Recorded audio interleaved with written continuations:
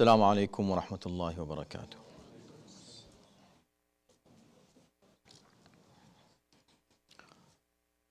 أعوذ بالله السميع العليم من الشيطان اللعين الرجيم. بسم الله الرحمن الرحيم. الحمد لله الذي كان موجودا قبل حدوث الأشياء ويبقى بعد فناء الأشياء، تفرد بالأولية والقدم ووسم كل شيء ما عداه بالفناء والعدم.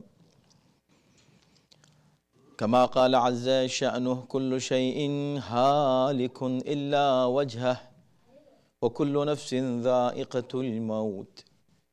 وقال: كل من عليها فان ويبقى وجه ربك ذو الجلال والإكرام. والصلاة والسلام على سيد الأنام، سيدنا ونبينا ومولانا أبي القاسم محمد دائهم أجمعين من الآن إلى يوم الدين. أما بعد، فقد قال الله في كتابه الكريم: بسم الله الرحمن الرحيم: ولا تعاونوا بالإثم والعدوان. We are discussing a very important dua from Sahifa al-Kamila, Sahifa Sajjadiyya. Every dua is important, of course. But this dua, every sentence of it is a treasure of knowledge and wisdom and teachings and guidance. A guidance for our life. How to live our life. A to Z, everything is here. And the dua is called, you know it, Makarimul Akhlaq. So every Friday, we take one sentence of this dua and we try to elaborate as much as we can and to understand the message of that specific sentence. As you know that Imam has started every passage with salawat. Allahumma salli ala Muhammadin wa ali Muhammad.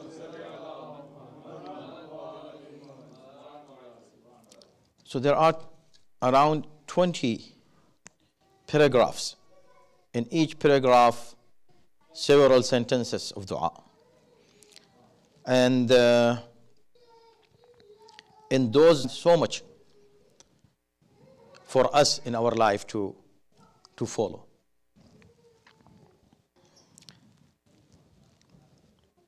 The passage that we were discussing was about dealing with people, not general people. Dealing with people sometimes is easy, sometimes is very tough.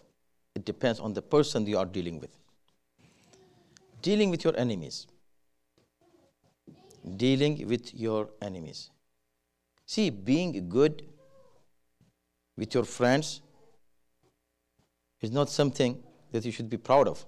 You should be good with how your behavior is with your enemies. So there are 3 different passages with more than 20 sentences, each sentence dealing with a specific situation in which we encounter when we talk or we deal with our society. Maybe friends, maybe enemies, but mostly the enemies. How to deal with enemies, Imam has talked about it. In earlier passage, we discussed that. In this one, actually, Imam is asking some power to react for the enemies with strength, not only just to forgive them and be very nice with them and be. This is a way to deal with the enemies. But in the middle, Imam is talking about the enemies who are not going to change with your good behavior. It depends. When you talk to somebody, the bad with goodness. Idfa billati hiya ahsan. Repel the evil with goodness, with ihsan. And when you do this, so the person who was your arch enemy, he becomes your best friend. Waliyun hamim. وَإِذَا الَّذِي بَيْنَكَ وَبَيْنَهُ عَدَاوَةٌ. The person, you and him are enemies, arch enemies, you become waliyun hamim, very close friend. How? With your good behavior. So your behavior changes the behavior of the other person. The problem in our society is that we always complain the wrong behavior of other person. He did this to me, he said this to me, he is doing this, he or she, right? Mostly, nowadays the issues are at home before we go outside. Family issues. She is not good. She says, he is not good with me. What did you do to change the other person? You do ihtisab of yourself. Ask yourself, what did you do? If you say, I did so much, yeah, mashallah. Do more. But sometimes you reach to a point, and it is between you and Allah that you really are you reaching to this point where you are now hopeless totally 100%. Now your behavior is not going to change his behavior or her behavior. Rather, your niceness and kindness might increase in his dhulm and his rigidity, maybe. So what you do in such a situation? Here, Imam is dealing with that situation. He says, Allahumma salli ala Muhammadin wa alihi waj'al li yadan ala man zalamani. Give me some power over the person who is oppressing me, so I can defend myself. Until when I can tolerate all those wrongdoings that he is doing towards me. وَلِسَانًا عَلَى مَنْ خَاصَمَنِي. And oh Allah, give me some ability to speak, to talk, lisan, so that I can defend myself. He continues to accuse me, for example, or use inappropriate words against me. I'm just being nice with him, trying to be nice with him, but still he is not accepting, or he is accusing me of things that I never did. Accusations. So give me a power of tongue, power of speaking. What did this mean, power of speaking?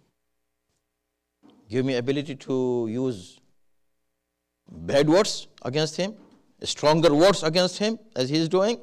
He is using one bad word, I use two bad words. This is what I am asking Allah? No. Lisanan.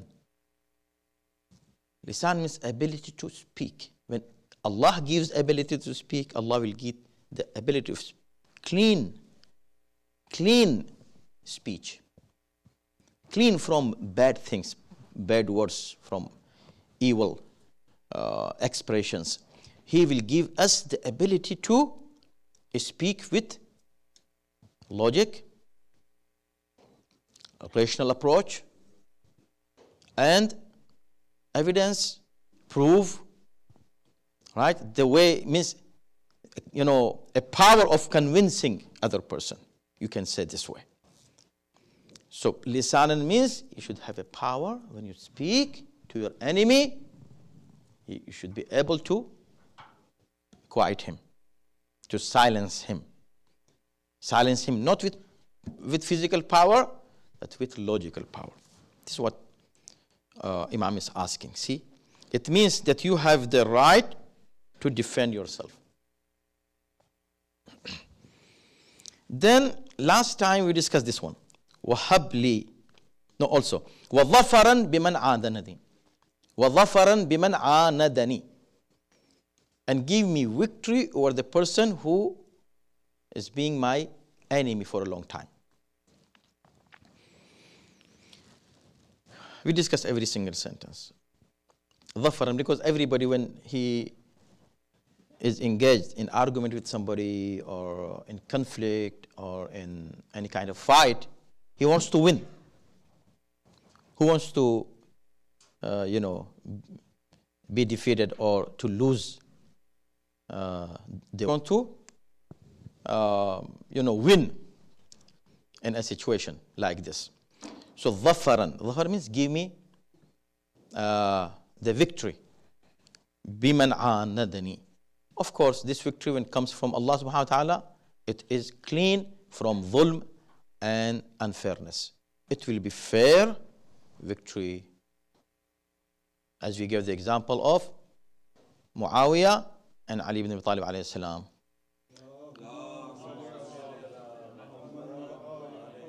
Both were trying to win, of course, both were trying to win the war, but the method was totally different. Totally different. Imam Ali was trying to win the war with fairness and justice and remaining within the framework of Islamic laws, and he had no conditions, no obligations, nothing, just win the war in whatever manner. Halal, haram, jaiz, najaiz, no care about it. So, these are two types of people. But you're asking Allah to give you that He likes. Yes. You can ask Allah to have victory over your enemies. Why not? But again, when you're asking Allah to give you this ability, Allah will not give you ability combined with dhulm and unfairness. No. He will give you the ability to remain a mu'min. In such a situation, you might be victim of dhulm from your enemy more. It is fine. It is fine. But the point is that you should not be zalim. Now, the next one. Next one is, every sentence is, connected to each other. And this is the one that we are speaking about today in few minutes. وَقُدْرَةً عَلَى مَنِ اضْطَهَدَنِي. قُدْرَةً عَلى مَنِ اضْطَهَدَنِي. See, this is dua, makarimul akhlaq. Imam is teaching us akhlaq. Akhlaq, as I said, is not just for friends. Akhlaq for everyone you deal with. And especially your enemies. How you deal with your enemies, there is a point. And there you will be recognized. And your qudratan. I want qudra. I want power. I don't want to be weak in front of my enemies.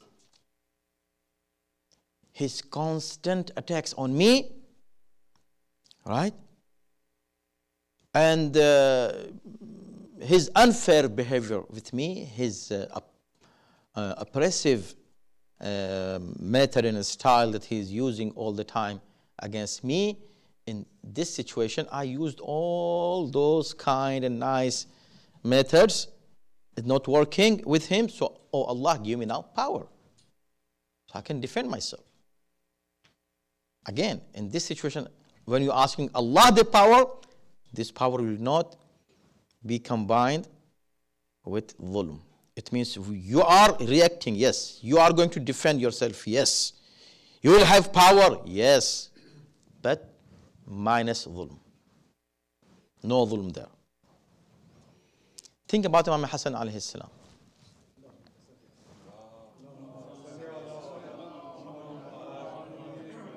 He is Imam. Do you think he didn't wish to win the war against Muawiyah? He did. Of course. He wanted to win the war to keep the true peace and justice. But what happened? That the method that he was using, in those methods, he was bound to certain rules and laws. But Muawiyah was not bound to anything. He was spending money to buy his people. Can Imam Hassan do that? Some people say, he should do it because it is politics. No, it is your politics. Keep it with you. Take your politics. For how many days you do this politics? Politics at home, politics in the community, politics in the society, politics nationally, internationally. Cheap politics. He could do it, but Muawiyah was doing. Really, he spent so much money and he bought some top leaders from this side. Top military leaders. He bought them, gave them money, gave them some expectations for the future, some hopes, some promises. People came to Imam Hassan, why don't you do the same? He said, Astaghfirullah. I will do the same. No. People said, then you will lose. He said, lose what? Lose what? You think I will lose? No, I will win. Always I am winner. As long as I am the obedient of Allah subhanahu wa ta'ala, I am the winner. I'm talking about losing. Losing money, losing position, take it, take it, take it. Then Imam Hassan, the sulh of Imam Hassan that he has done with those conditions, read it. We should know. The followers of Ahlul Bayt should know all those things. Take some 10 minutes out of your time. Learn about your A'imma alayhimus salam. See those conditions. Amazing, amazing, amazing, beautiful. You will be proud of that. Alhamdulillah, we are proud. This community, the followers of Ahlul Bayt, are proud of to our children. Everywhere you will find just justice. If you find dhulm, there's nothing to do with the school of Ahlul Bayt alayhimus salam. So he left see the power. People fight for the power to the last. Do everything wrong to remain in the power, to grab the power. But see, this stay in the power is going to cause, although you are right, on the right path, but it still is going to cause a lot of bloodshed. Let's give a chance to peace. Peace. And Imam Hassan, this is what he did. He said, fine. Of Muslims in that very early era were killed. If you count them today, according to calculations of the population, how you calculate the populations, maybe billions of people were killed. If they were alive today, what do you think the population of Muslims would be? So billions. For what? So I can remain in power. No. So you are fighting for power. See here, subhanallah. You are fighting for power. I'm fighting for Islam. Let us do this. You keep what you are fighting for, and I keep what I am fighting for. And this is what happened. Imam Hassan kept Islam, and Islam is until now. Imam Hassan is the symbol of Islam forever. He is the embodiment of Islam, Imam Hassan. Who talks about Muawiyah in front of Imam Hassan today? Although there are some people, but Islam remained here, and dunya, material world, remained there. His successor, who was his successor? Yazid. Who was Imam Hassan's successor? Hussein. Come on. See the pure chain here. And see the unclean, system there.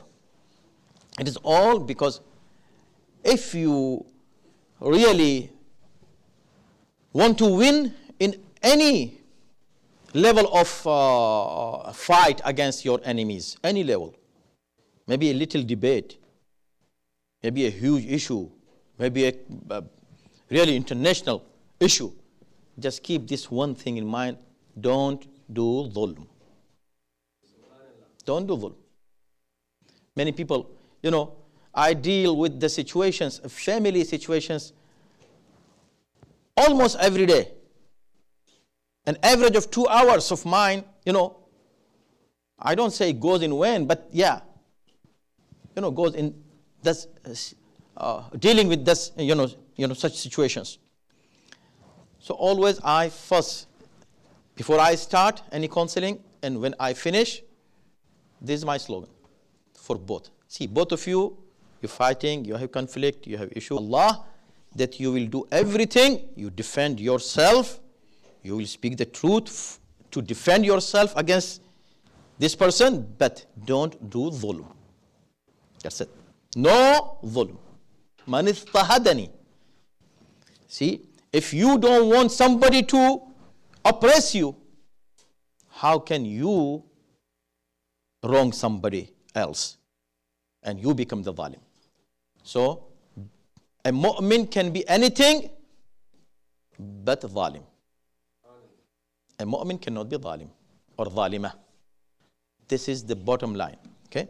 May Allah subhanahu wa ta'ala give us tawfiq to follow the teachings of Ahlul Bayt alayhi salatu wasalam. إن أحسن الحديث وأبلغ الموعظة كتاب الله أعوذ بالله من الشيطان الرجيم بسم الله الرحمن الرحيم والعصر إن الإنسان لفي خسر إلا الذين آمنوا وعملوا الصالحات وتواصوا بالحق وتواصوا بالصبر.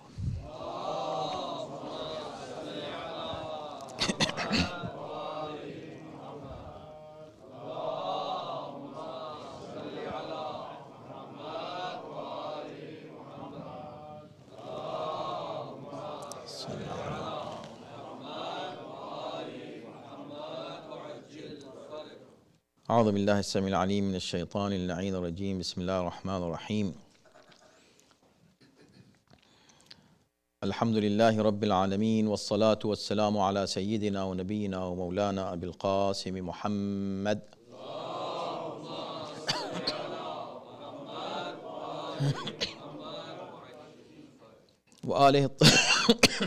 وآله الطيبين الطاهرين المعصومين واللعنة الدائمة على أعدائهم أجمعين أما بعد فقد قال الله في كتابه الكريم بسم الله الرحمن الرحيم وتقلبك في الساجدين. We are discussing in our second khutbah for just few minutes about Jannatul Baqi, and every time just one single fact and we're done. For today, about Jannatul Baqi, since 100 years are going to complete in this year on 8th of Shawwal. So we need to discuss this, and we have to focus on this very important Islamic issue. It is Islamic issue. It is something that belongs to our faith. So for today, as a single fact, I want to just mention something that is relevant to this day as well. According to some riwayat, today is the day of wafat of Abu Talib alayhi salam.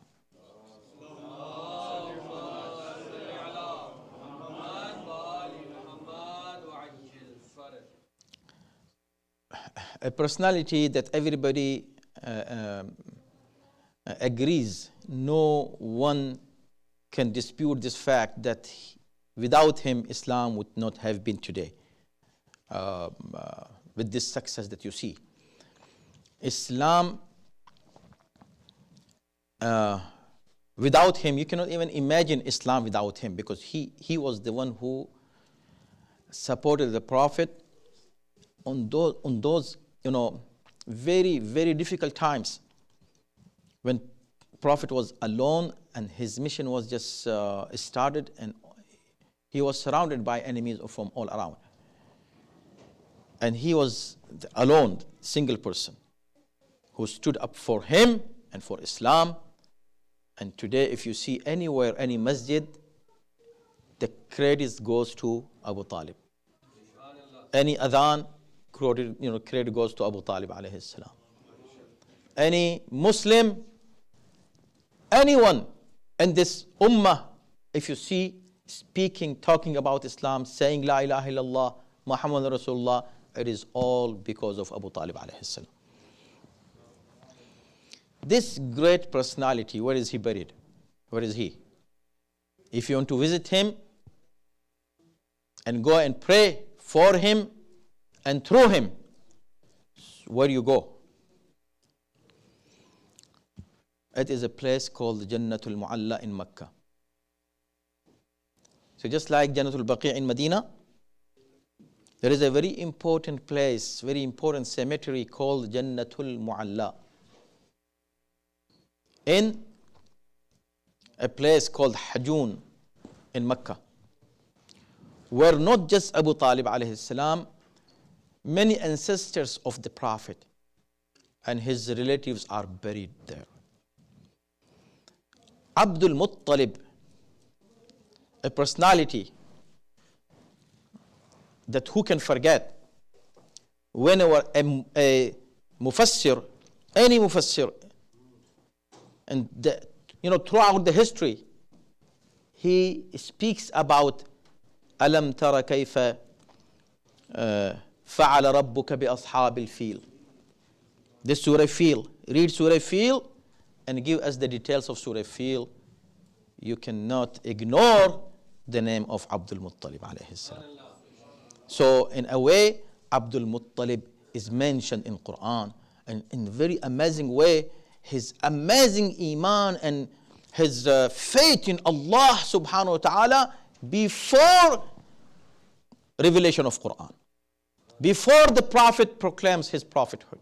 At that time, his iman in Allah was so great that he said, I care about my camels. He said, you talking about camels? I'm coming to destroy this house of your Lord. He said, yes, you are right. See, I am the owner of this deed. He will protect this bait. Who said it? How confidence, amazing confidence. He said, yes, Allah is going to protect it. I don't care. I'm not going to fight against you. No. See what will happen. And this happened, and Allah revealed it in Quran. This is Abdul Muttalib. He is buried in Jannatul Mu'alla.